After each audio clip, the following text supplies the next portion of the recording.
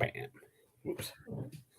This is Philip Cioffari, and you're watching the Break It Down show. Yeah, we were talking today's opening day, and we were talking baseball before we started. So I thought we might slightly continue that conversation just for a minute because I have huge respect for the Yankees, and you must be a Yankee. Are you a Mets fan at all? Can you root for the Mets?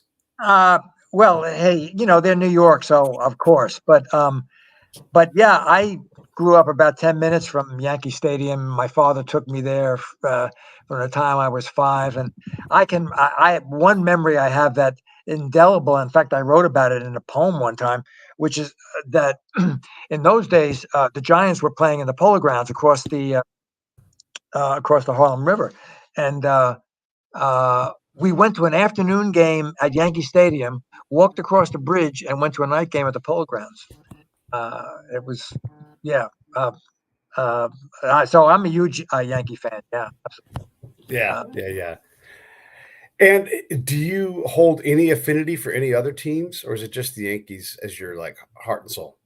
Yeah, I, I'm always impressed by a great player. Ohtani or Mike Trout. I'm certainly in awe of real talent. In terms of following teams, I pretty much only follow the Yankees. Fair enough. But yeah. I mean, but I can respect a great player. And no matter where they are, and even more power to them if they're in a small, a market team where they don't get a lot of attention, where they don't get the kind of attention that they deserve. Yeah, Uh, yeah. One more thing, and I think you'll appreciate this. Your storytelling soul will appreciate this. So my buddy Phil, his name's Phil Green. He has ALS, and last year for ALS Day in the major leagues, we went to the Dodger game because we're Southern California people, and they were playing, as you might know, the Yankees at Dodger Stadium. And so before the game, Phil's on the field. We're all just hanging out, doing all the stuff that goes on there. And Phil gets to sneak off into the tunnel with Garrett Cole and Aaron Judge.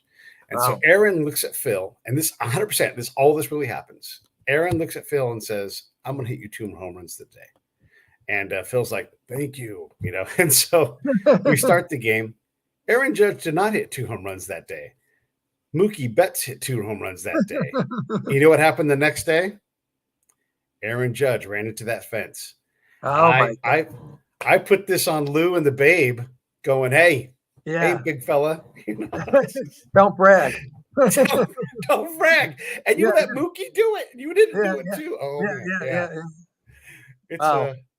it really happened, and it's a crazy thing. Baseball's full of Yeah, these crazy yeah, things, yeah, yeah, And yeah. I'm not trying to hate on the Yankees. I think they're fantastic, but Yeah. Well, like any organization, they have their problems, but it seems that these days that the Dodgers have become what the Yankees were. I mean, they spend without limit. They go, they're aggressive. They go after top players. Certainly, this last, they've done that for the last, half dozen years anyway. yeah, But this last season, I mean, they outdid themselves, and that's yeah, what the Yankees used to do. The Yankees are, I don't know, they made some bad choices, and they put together some bad teams in recent years. So it's a little disappointing. And as your New Yorker, where it's no, you got to produce all the time. No, we're not waiting three seasons or two yeah, seasons. No, we don't have that kind of we don't have that kind of forbearance. We want results now. You're yeah. playing in New York. You gotta perform. And Championship or nothing. last season was just a disaster. I mean, most of us just gave up halfway through, and it was just so disappointing. Yeah. But hey, you can't have everything. Yeah, you guys have had a lot of good fortune, right? And so you have to be able to, I follow the Dodgers. They're probably the team I watch the most just because of where I live and everything. But when they lose, I'm like, that they lost, because you reach a certain point where you're like, they're going to lose a certain amount of games. Sometimes they're going to get one that they shouldn't have. Sometimes they're going to lose one they should have Right, right. had. And these things work themselves out. Let's talk about writing books. So Sure. a lot of people, so we have a lot of authors on the show, and a lot of people are always, like, "Hey, Pete, write a book," or, "Do you know anyone who could coach me through writing a book?" And there are some things that you need to know. I would say, and this is just me talking to a lot of you all. Um, the biggest thing is that when you write a book, you have to realize you're going to have to be, at least initially in your first part of your career, salesman or saleswoman of the year for your book every year running. Like there's no one else who's going to outwork you on selling your book. And if you're not prepared to do that, that's a different kind of book you're going to write. Yeah, and it's gotten tougher and tougher because there are more books now being produced than ever. I mean, the amount of, I mean, just the numbers are staggering on how many books are produced. And, we hear so often, oh, people aren't reading anymore. Well, somebody must be reading because there are so many books being produced, and somebody's got to be reading them. Yes, and that's a part that most writers, most people in the arts, don't shine at and don't like to do. Um, we're much more comfortable behind the scenes, working on the craft than being out there and pitching things. But unless you do some kind of publicity, how do you? There's no other way of standing out among in the crowd. And you think about movies. I mean, where half the budget, I think it's something like half the budget Yeah. is for advertising. Yeah. I mean, that tells you, what the experts in the arts think about the power of advertising and then the necessity for it. And with books, certainly that equation does not exist. But so it's a very different thing. And yeah, I mean, it's a different part of the brain. It's a different, I grew up Catholic, so the whole idea was, pride was a sin. You don't brag about yourself. You don't boast about yourself. You don't, you don't call unnecessary attention to yourself. So, so I've got that baggage too, but, and also I, I'm outgoing, but I'm not really, a self promoter, Yeah. Yeah. Yeah. And when you do self promote, it's easy to become the thing you don't want to be. Like when we first started the show, I had to talk about the show because if I didn't, who else was going to do it? And so that was all I talked about. And like, oh my God, I must have been insufferable. And so you have to find that balance of when am I working, when am I not, but I'm always working, and that has got to be tough as well. Yeah. It is. I mean, fortunately, there are a lot of indirect ways that I can be in front of people, which because I teach, so I have a continual stream of people who want to learn how to write who come to me. So I don't really have to do anything really direct in terms of that. They're just hey, if they like what I'm saying, they may pick up a book of mine and read it. So that's helpful too. Yeah, yeah. What are the things about being a writer, comedian, actor? You go to a party. I love to ask this question. When you go to a party, what do you say that you do? I mean, it's obvious you're a writer, right? But if you're just getting going, when do you get to say it? And then how do you quantify or qualify what kind of writer you are? Like if you make $100,000 a year writing manuals, you're a writer, right? It's not terribly sexy, but you know what? Like I'm a writer. I write manuals, and I make a very good living doing it. So when do you get to say, I'm a writer when you go to cocktail parties? That's a good question. I probably when you have had at least one thing of yours published by someone other than yourself. Oh, okay. But even if even if you, I mean, technically you are a writer. Even if you self-publish everything. Walt Whitman, one of our greatest poets. He self-published. It wasn't there was no stigma to it. I mean, he did, and look, and so technically anybody who writes is a writer. I guess maybe the distinctions you can make are you a professional writer? Do you do it for your living? Right. And I mean, I call myself a writer early on because I wrote 5-6 hours every single day, including Sunday, in addition to whatever teaching job I had at the time. So I mean, I don't think I was exaggerating by saying I was a writer. Yeah, and then once I started getting published, then I felt even more, confident, in saying it. And then I do it full time. So Have you moved past being a writer though? I mean, you've done so many things. I mean, obviously, look, you write a book, written a lot of books, you teach writing, all that kind of thing. But are you a teacher more than a writer? Well, have you moved out of being, oh, I'm a writer? What do you say when you go to a party? yeah, that's what I say. I'm a Yeah, writer. I write yeah, fiction, yeah. and Um, I don't think you ever move out of that. It's just too much a part of my life. In fact, even the teaching, because I teach writing, um, it's all part of the same. It's all part of the same entity. I mean, it's what I think of as my life. I don't even think of it as work. It's this. I just get up and I do it. I write during the day and then I teach at night. It's I can't conceive of a day without not doing that. So it's so ingrained, it's so much a part of my existence that it's not even something that I think of as separate, from. It's just who I am, Yeah, and yeah. I don't think that that'll ever go away. I mean, because each time you write a new book, you have a new set of challenges, and you learn something about writing from each book that you write. And When the good you thing, one thing that's exciting about it is that, you know, you never learn everything. So that it's continually a learning process, which is exciting to me. It's like, every semester you have a new group of students or a new group of hearts and minds to learn about. It's always exciting, Yeah, yeah.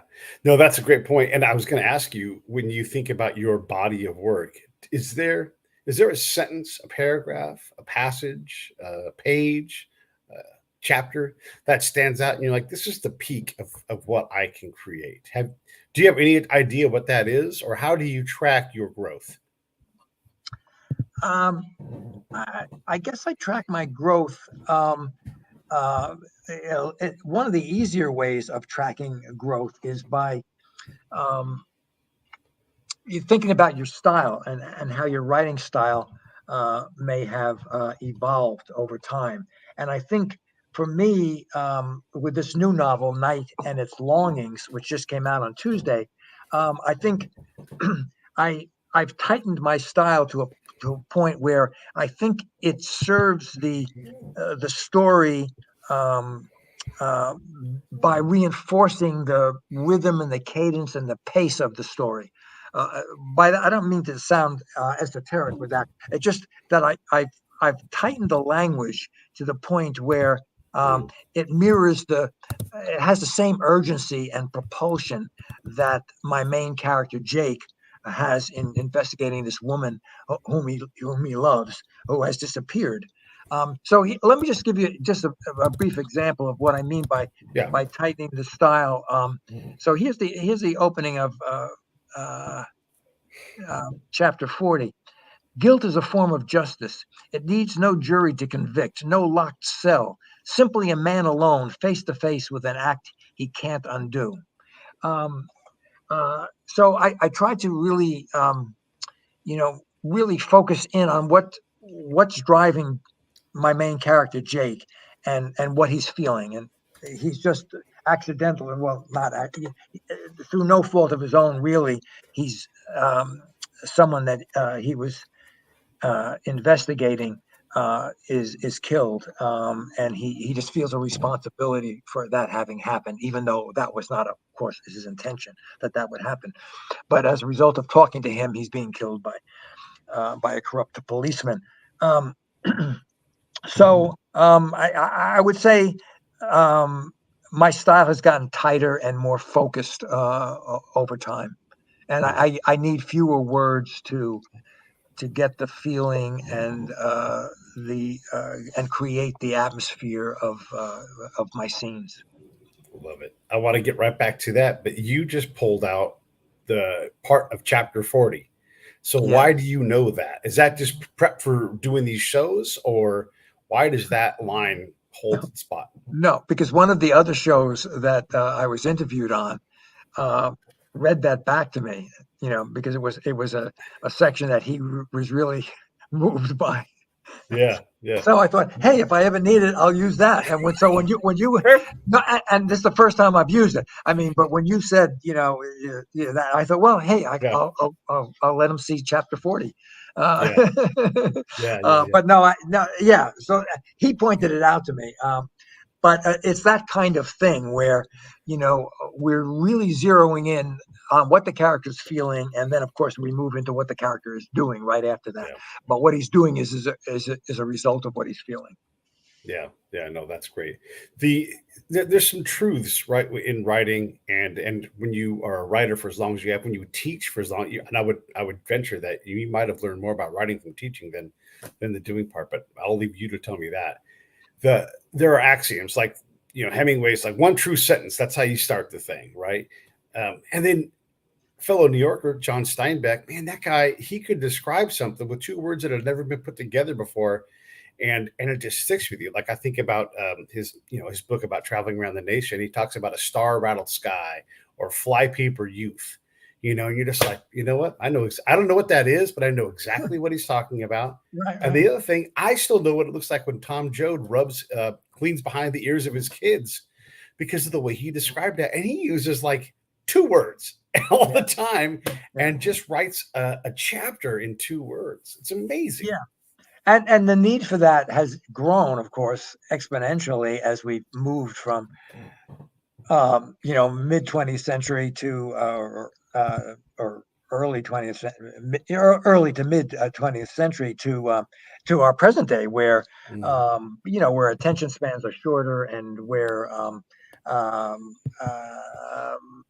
uh, film has so dictated what we're accustomed to. In other words, you think of a film, if a scene goes on a minute or two in a film, that's a long scene. That's a long Mhm. scene. But if you stop it when you're watching, how many times the camera changes, how brief scenes are for the most part. So that's what you were, saying about Steinbeck. Also true of Hemingway. They were kind of ahead of their time in terms of streamlining their prose so that it was hard hitting emotionally, but not verbose. Mhm. And I think that's certainly something that I um, was interested in honing in my own craft. And Right. I feel in this book I've done it in a way that really adds to the experience of reading the story. Let's put the book up here on the screen, Night and Its Longings, the link right down below. You all know what I always say. Buy two, do a buddy read. That's the best way to support authors. And there it is right there. It's good. I was reading it, and like your previous show, there were passages in there where I thought, and to be fair, I was looking at your writing because of your pedigree. And I'm like, I really want to see well-crafted books because I read a lot of books and I interview about a lot of books, and not all of them are well crafted. Doesn't mean they're not good, but the economy, the efficiency, the elegance in your writing, and I should say eloquence as well. It's all there, and it's fantastic. And so you don't need me to congratulate you on that, but But I congratulations. appreciate That's a that. Yeah, fantastic no, book. Yeah, yeah. I mean, no, what you're saying is what, of course, every writer really wants to hear, that, that somehow they made a connection to the reader. So it's yeah, not like, me sitting alone in my room and coming up with all the stuff, but that now it's time, okay, does it speak to anybody else in this world? And you had mentioned earlier about the effect of, teaching and on the writing. And right. absolutely. I got my PhD in literature from NYU, and then like the next weekend, I got a job interview and a job. I got the job interview was on Friday. I started teaching that Monday because it was a woman a professor had gotten pregnant. They needed somebody in a hurry.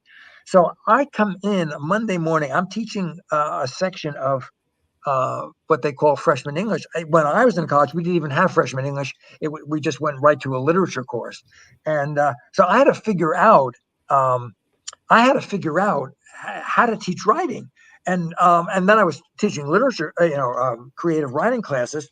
And I said, you've read hundreds of books, but you have to figure out how to explain this to somebody who's trying to write.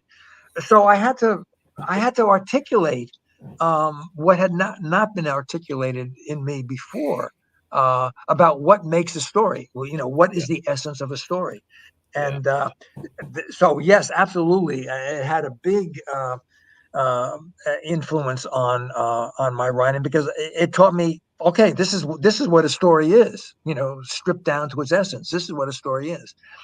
And and uh, and I really think that enabled me to hone my craft enough so that I would get published. Finally, it took me 6 years. It took me 6 years of writing, um, after I graduated from after I graduated with my PhD. I wrote for 6 years before my first story got published. Do you have a genre of writing? And we'll talk about entertainment writing. Leave all the technical and professional writing aside. Is there something that you're like, man, I wish I could write screenplays, teleplays, whatever it's going to be, but it's just not going to be your thing. I mean, whatever things you have left to do, there's less in the front of you than there is behind you, right? Like we're both like past halfway. So is there some kind of thing where you wish I could write words like so and so in that genre or in that style or thing? Yeah, well, I do write plays also.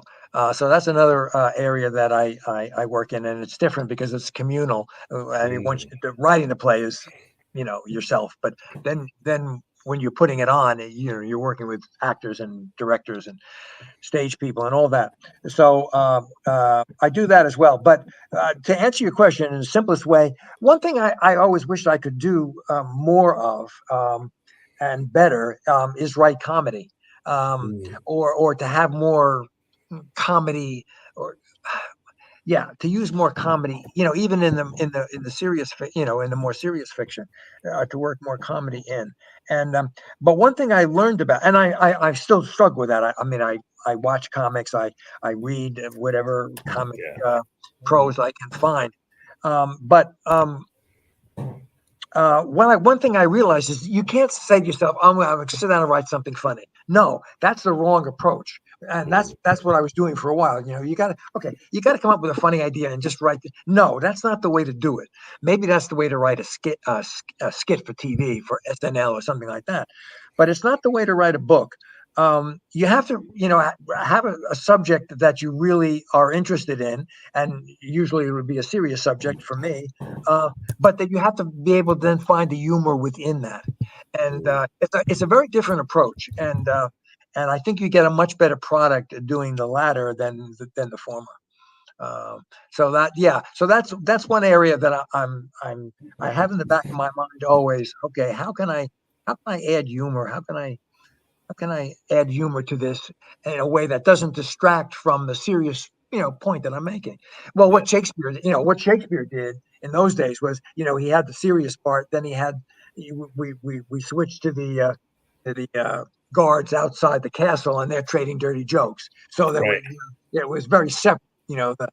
Hamlet, deciding whether to kill his father or his stepfather, and then you had the guards, who are joking around.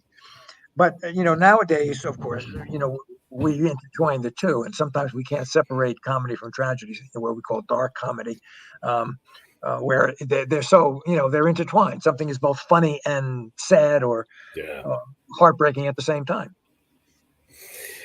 Another great writer, Allie Willis, and she's left us, but boy, she could write a song. She wrote September and all kinds of Boogie Wonderland, with Earth, Wind, and Fire. But she wrote songs for everybody. She wrote the theme song to the show Friends. I mean, this Oh, lady could do anything. yeah, yeah. It's so she was a true artist, like an artist. Her house is just this crazy mess of things, and she was an art director for videos. This is a lady not bound by convention at all. And she was saying she's like writing a song easier than writing a musical, because in songs you can use near rhymes and not even close to near rhymes and they'll work. But in a musical, she realized you had to land on the right word, and it had to be a rhyme. They didn't have the kind of same looseness for that. And these are things that, and look, maybe someone else breaks that rule, but for Allie, that's how she had to write these things professionally. And you think about all of these little tools that are in your bag that you don't even know you need those tools to write in this style or in this job or in that thing. It really is kind of endless. And then someone else's grinder, you might grab that thing and be like, I don't know how to work this damn thing. And you throw it away and you find your own new way of doing it. Yeah. No, it's true. She sounds great, and sounds like she accomplished a lot. Hall of Fame songwriter, you know? Yeah. And when you see her list of work, we were at her house interviewing her. Her house is full of stuff, just full of stuff. I mean, I can't even tell you how many things in her house.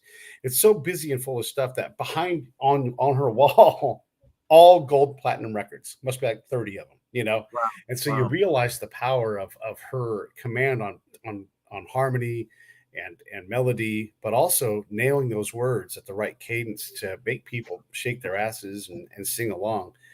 That is a very distinct talent to be able to blend all that together and make something that is still iconic every time you hear it, you know? Like a book, you're not going to read a book as many times as you hear September from Earth, Wind, and Fire.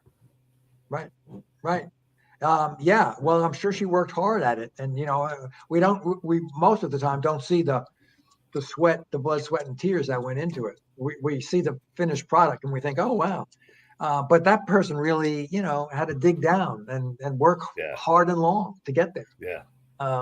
And that's the way I think of writing when I tell my students, think of it as a lifelong commitment. If, you know, you really want to write, you think of it as, you know, you're in it for the long haul. And, you know, you wouldn't expect to become a professional tennis player in a year. No, you know, they start when they're 3 and you know, their parents are hitting them balls, and maybe by the time they're 16, 17, or 18, they're you know, they're pro. But it takes a while. You know, it takes time. And the thing is that what I find is that many people just give up before they put in the time. They give up too soon. How long does it take to like really feel like you've mastered the language to the point where in your style, in your genre, that you're able to really command it? Like what's an average? What's a rule of thumb for that? I don't know. It's really hard to say, and it's probably different for everybody. It just the more you write, the more your writing evolves. For Night and Its Longings, it took me 4 years to write that. My first book, Catholic Boys, took me 10 years to write. So I'm kind of getting down. I'm whittling down the time. But what I want to point out with that is that we see a finished product and we think, oh, you know, it was innate. It was innate. It was, you know, the person was just born with talents. No, that's sweat. That's sweat. That's revision. It's like, you know, they say about movies that, you know, a movie is made in the editing room, and it's true with novels too. I mean, you get a first draft down. Maybe so for Night and Its Longings, it took me what did it take? It took me maybe a year, you know, or less than a year to get the first draft down. But then over the next 3 years, you know, I kept rewriting it and showing it, you know, I took a class in novel writing at Syracuse University, which really helped a lot. I got feedback from the professor from the class, and I just kept rewriting it until I thought, okay, now it's as near perfect as I can possibly make it. You know, there's nothing more I can do to make this. You know, either I've succeeded or I failed, but that's it. I can't do any more. Right. So you know, it's just. It's hard to say, and again, I started writing. I started writing when I was 8 or 9. I would write cowboy stories and baseball stories. Those were my two. I love it. I didn't know enough about love to write love stories until later, but cowboy stories, baseball stories, and I wrote mystery stories. And I grew up. Early part of my life listening to the radio, and you know, and there were a lot of mystery shows on the radio, like sure. The Shadow, Inner Sanctum, the Green Hornet, so forth and so on. So I think that was really good training because you had to visualize everything. I mean, all you heard was the creaking door, or you heard footsteps, and you had to create the whole scene and you heard people speaking, but you didn't see them. You had to like draw, come up with a face that a body that went with that voice, and very different than growing up on watching TV and film, where everything is there in front of you. All you have to do is pay attention, basically, to the words and try to understand what the character is thinking. But so much is shown to you. There's not as much visualization. Now, I think both. Well, I mean, I'm a big movie lover. Yeah. I think both you can learn from both forms, and both forms are very valid. Um, it's just that in what I found was that training in having to visualize really helped my style in terms of I try to have a very visual style so that when the reader is reading it, there's a movie passing through the reader's head. Um, Yeah.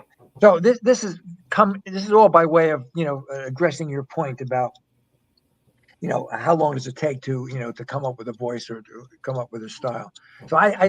I think there's so many things that work into it. So we want to read a lot, we want to we want to see movies, we want to experience as much as we can, and we want to Yeah. know ourselves as well as we can, and all of those things, and know the world. All of those things, you can't separate. They're all part of the inflow, out of which you bring something out, as a writer. We got Philip here on the show. His book right here, Night and Its Longings. There's all kinds of fun in this thing. There's boats and islands and all kinds of things. I wanted to make sure everybody went out and got this book. And the link, I'm going to put it right down below here. And to get Dickie's comment out of the way here for a second. Boom. There's the link down below right there. You can look in the remarks and you can get that book from the Amazon or wherever you get books. It's going to be available everywhere. You're talking about teaching young writers, and I guess so. I took creative writing a lot. It's an easy way to get an A in English because participation is pretty high on those kind of Right, things. right, And it's like, hey, the kid's writing stories, give them an A. right, But right. when you are doing that, it's kind of tropey, but like I see great things in your kid, and you're really hard on that student, and then you got the kid. It's like too scared, too embarrassed, and you're easier on them. But how do you teach and train and inspire a young writer? And then how do you look? I know you're professional, so it's not a problem for you. But when you have, I don't know however many kids you have in your classroom, if it's more than 15, how do you read and like focus on that reading and then determine like how do I improve this kid? What's an A in a writing class like that? Yeah, well, I always hated giving grades because which I had to do it when Right. I was teaching university, um, uh, because it's yeah, ultimately inaccurate and meaningless, except Right. that the person has to graduate, right, and have enough Right. credits. So I much prefer at Gotham, where I have, yes, 14 students generally in a class, and there's no grades. They're there because they want to learn how to get stuff down and write. Right. Um, so I to answer your question, I address I read each student's work and address it specifically. And sometimes it's overlapping. Similar things need to be done. Okay, you need to show us the background more. I can't see where this Mhm. is taking place, or you know uh, this is confusing. So there are a lot of common elements that all the students can benefit from hearing about. But basically, whatever you might want to try to add some dialogue to the scene because it will give us another insight into the character, or it might move the scene along at a better pace. It's all geared toward each individual student and each piece that they write, and I guess it's just um, becomes second nature to me now. When I first started, I had to struggle more to figure out, okay, what is the right thing to say to this person, and what is the thing to take them up to the next step. But that was always my guide. Okay, so you're here. Let me get you up a step. Okay. Then when we get to that step, let's go up another step. If you give students too much at one time, it's overwhelming, and you don't want to do that. So I usually try to take the most salient part of what I think they need. Okay, they really need to improve their sentence structure, or their language, or their description of character, and then and start with that. And once I see an improvement in that, then I can move to a secondary point, and third, tertiary point, and so forth. But yeah, but also that's what's exciting about it, is that every time I read a piece by somebody else, it's a challenge, and it's interesting. Okay, what's the best thing I can say to help this person? So I like that mental challenge as well. For me, I'm coaching a woman actually who lives on the coast. I'm doing it online through Gotham. She's taking private lessons, and we work 2 hours a week. And so she's written something. She reads it, and we discuss it. I make some suggestions, and but at the end of those 2 hours, I'm exhilarated. I mean, I really, it's like, I just like ran, 10 miles, or, flagged down 20 balls in the outfield. I really like the involvement, the engagement, because, because I think the mind is something we have to continually exercise. We hear a lot about, exercise the body, you got to move, you got to walk 10,000 steps, whatever it happens to be. But we got to do that with the mind too. And the more you do that, the more thrilling the process is, and the more you want to read and learn and understand. This book is a little over 200 pages, so I'm guessing 50,000 or so words. I'm just guessing. Good guess. 50, I think it was 54,000, something like 53,000 words. Yeah. Yeah, so it's on the slight side in terms of, a lot of novels I see 450 pages. My feeling is if I can't tell a story in 250 pages, I'm doing something wrong. But that's that's all my own ethic. I like to read books I don't like to read 700-page books. I mean, it'll take me forever, and then I won't remember, what happened, 3 weeks ago when I was reading it on the subway. Yeah. Well, I mean, and you're right all the time, and so 500 words a day is easy pace for you. Why does it take so damn long? When you write a book and it takes years, like what is going into the book? Because you can write this thing in 100 days at 500, 500, words a day kind of thing. So what goes into the book that we don't see? Because obviously, look, you're efficient, you're elegant, you've got tons of experience. But you're saying it takes years. So help us understand what that gap looks like between functional and then art in the writing of it. Yeah, because when I say, it took 4 years to write that book, it does not mean that for 4 straight years, every day I was working on that book. So I would write a draft of it.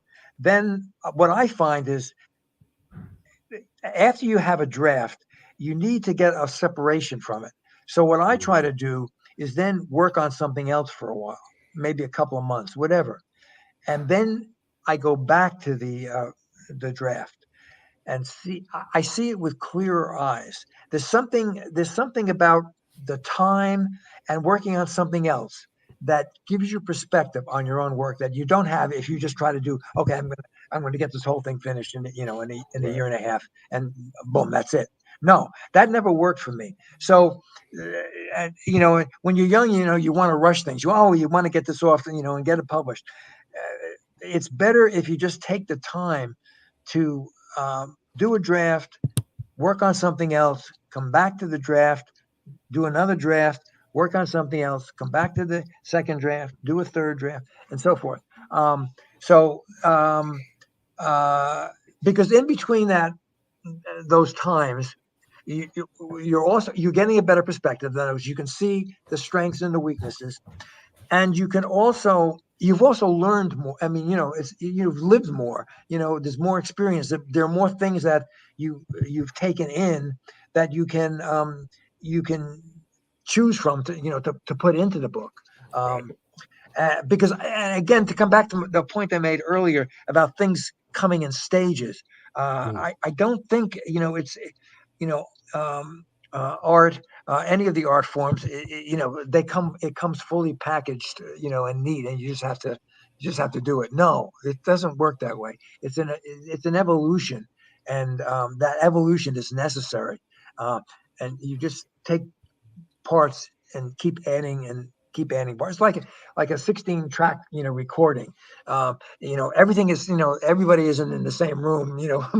singing, playing saxophone Yeah. and drums. No, we laid down the saxophone riff, and then we put maybe a background vocal, and maybe then we put in the drums. It's all it comes in parts rather than as a complete whole. And I think that with the people that give up on their writing, I think that they get frustrated with that. Yeah. But I think that's the process that it's necessary. As one editor once said to me, "It takes 9 months to make a baby," and it's true. I mean, it takes a certain amount of time, and Yeah. just let that time happen. Yeah. Yeah. No, that's great. When I fancy myself a bit of a writer, I wouldn't say I'm a writer, but I write things, and there's a couple of truths that I've learned. And again, you have to have enough age to smash your ego back and allow yourself to be fallible. So one, what I think I've written is brilliant. And then I go back and read it and I'm like, you know, the essence of brilliance is in there, but you got some work to do, kid. Two, I write like a dick, like I'm an asshole. I just come straight at things, and I'm very, very rough on the reader. And then the other thing, and I'm wiping out all like typos and passive voice. Like that's stuff I expect to have to fix because that's just how I write. But the third thing is I struggle with smooth. Like there'll be when I go back and read, like a year later, and I'm like, oh, that is so rough and court. Like there's like a branch sticking out of my tree going sideways, and I'm like, why didn't I just write down the word, you know, anthrax right there, and it would have been putty on that super rough spot. And I just do not know how to defeat all that stuff other than practice and time and patience and being a little more deliberate and maybe letting my pieces sit for even a week. Because every time I come back, there's things I'd want to change about every single thing I've ever written. Yeah, and the advice one writer gave to me, and it was good advice. She said, um, "Keep revising until you finally read it, and you don't feel there's anything else that you want to do." Yeah. You know, but I think that's your process, and that's fine, and I don't think it's so dissimilar from the rest of the writing community. Um, Hmm. uh, yeah, you go back to it, and yeah, no, this could be better. I need this or I don't need that, and you keep doing that until you get to the point where, yeah, all right, there's nothing. I can't think of anything else I really need to do. I think is what it is. Then you test it out with a few people, and often they will say, well, you could do this, or this Yeah. needs a little work, and you get a little feedback to help you. But that's all part of the process, all part of the evolution, Mm, and yeah. So I think you're doing it the right way. I mean, there's yeah. there's no, you know, people have glamorous ideas of what writers do, and uh, it's not so much glamorous. It's just being there, showing up, and Yeah. paying attention, and and not quitting until you got it to a point where you know you think it's decent. Um, it's not magic. I don't think it's magic. I mean, I think what's magic is the fact that we have these brains and these ideas come to us, and we're able to process uh, Yeah. experience in the world and then turn that into something that's a reflection of the way we see things. That's kind of like this magical process, but otherwise it's just blood, sweat, and tears. This is the book, Night and Its Longings, by Buddy Phil. He wrote this thing. There's the link down below. I appreciate you guys. If you buy it, buy two so you can support him and do the work of reading it and enjoying it. Hey, so when you write a book, you must get inspired by something. It sounds like you're kind of like me, where you have several projects going on at once. How does a project survive that process and make it through to a book? Because I would imagine you've not written more books than you've actually written, because some ideas are like, that's just gone, when you wipe it off. And then what is next? Yeah. Well, I had I wrote, I think, 6 novels before the first one got published. Where I said, okay, Right. now I'm ready. Yeah. The others were kind of training, Hmm. summer camp, or, you know, uh, spring training. So that was, uh, uh, that there was just a lot of training until I felt, okay, now yeah, now this seems to be on a publishable level. And then once Hmm. that happened, I felt more confident. Okay, if I can do it once, I can do it again. What's in terms of what's next? I did write a draft in the last 6 months of a new novel, and I'm not sure. It's definitely not. It definitely needs work, and I'm not sure yet even exactly what it needs. So I put it aside for a while. Been working on a play, and then I have to go back and kind of dig into it and see what's next. But I hope I can keep writing until I can't open my eyes anymore.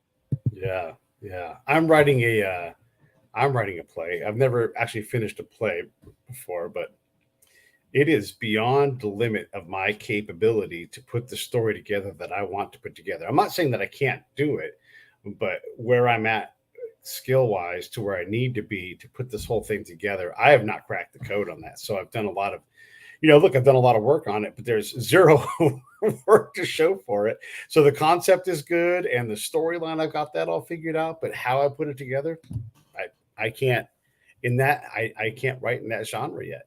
I want to. And even if I write one screenplay, one teleplay, one play, that'll be great. But I don't know that I'll.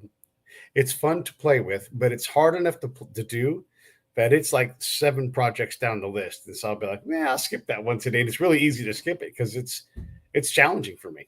What about taking a workshop, getting in Oh, yeah, a yeah, writers group? Because that may help. That may bring you to another point where you getting feedback, and you have an audience, and you can. Not that everybody's feedback is going to be helpful. It won't, right, but right, some of it may be. And at the very least, you get a general sense of, okay, this part seems to be working pretty well. This part less well. Um, so I'm a big believer. I still take classes. I mean, mm, um, I took classes all my life, and which is the irony is I never wanted to go to school. I went to first grade when I was 4, and as soon as my father would drop me off, as soon as he left, I'd go out the other door. Uh, Finally, they had to take me out of school because and start me the next year. But the irony, of course, is that I spent my whole life in the classroom, literally as yeah, a teacher, but also as a student, and I still take classes. So I think I'm a big believer in having a workshop mm, that you're a part of, and where you can share work and listen to other people's work, and listen to their struggles, and it's helpful on in a lot of ways. Not it just is supportive, but it also helps you with the craft of writing as well. So that's what I would suggest. If you can't see, if there's a theater company that has a workshop attached to it, or there are definitely online things that you can do for yeah. sure. I mean, I don't know how many, but there must be thousands of community colleges, and I bet they have a bunch of people Yeah. that run workshops at them, or taking, it's possible to take your class online. It's like, oh, yeah. Yeah. The I what I do. Uh, I had a dry period during the Mhm. pandemic. I had to get back, into the world afterwards, and I went back to an acting school that I had been to throughout my career. I would take classes. Mostly I would take writing classes, but I did take some acting classes. But I went back in and I started taking acting classes to help myself get back into writing. And it took a year. It took 1 year, but but uh, but ideas started to come back. Yeah. Uh, Yeah. so yeah. So even look at see if there's there's an acting school, and um, they should have playwriting workshops there.